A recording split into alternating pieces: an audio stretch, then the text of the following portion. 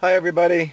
Well, I've just been inspired to to um, to do a video because I just watched Happily Houseless Mark's video of him showing all this stuff after surgery, and it just made me realize, wow, it really is. You just don't know how long you have, and wow, those 6.5 years I was with Noel, they were amazing, magical times, and to say because we're separated now and we're no longer together, I wish I never had met her. Like, that might be something somebody says. And I would say to that, then the 6 years you had must not have been the time you had must not have been valuable. The 6.5 years we had together for me was hugely valuable.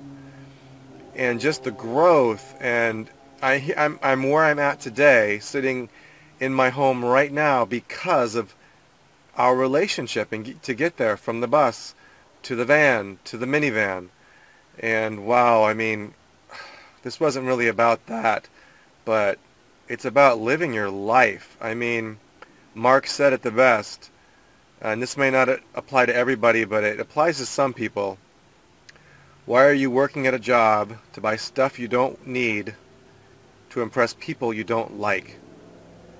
Like, that's just like that was really amazing the way he said that. So I just, want to encourage everyone out there, go out and live your life with the way you want. I mean, I can't tell you how I wish I'd have gotten a small, cheap apartment years ago and let the house go, 10 years ago, as opposed to holding on to it and trying to make it last. Because I was so much more happy in my $800 apartment than I ever was in the big house. And the stress of finding work and keeping my corporate job so I could pay that mortgage. And, I don't, when I lived in that small apartment, all I needed was a $12 an hour job, and that was more than enough. And so, whatever it is, to pare it down, my gosh, like, what happens? What happens if you find out you have a brain tumor and you may not make it out of it? Would you be happy with the life you've led? You're going into surgery in 2 weeks and they say you have a 50-50 or whatever, and then you look back at the last, let's say, 5 or 10 years, and will you see that you've lived the same day over and over again for 10 years? Or will you see you've really lived a full life that's worth lived and having worth celebrate, and if you do die, you've lived it. And there was someone else I spoke to, and I asked that question, or I said, if I died tomorrow, I know if I had a month to live, I know I've lived a full life and I've done what I wanted to do.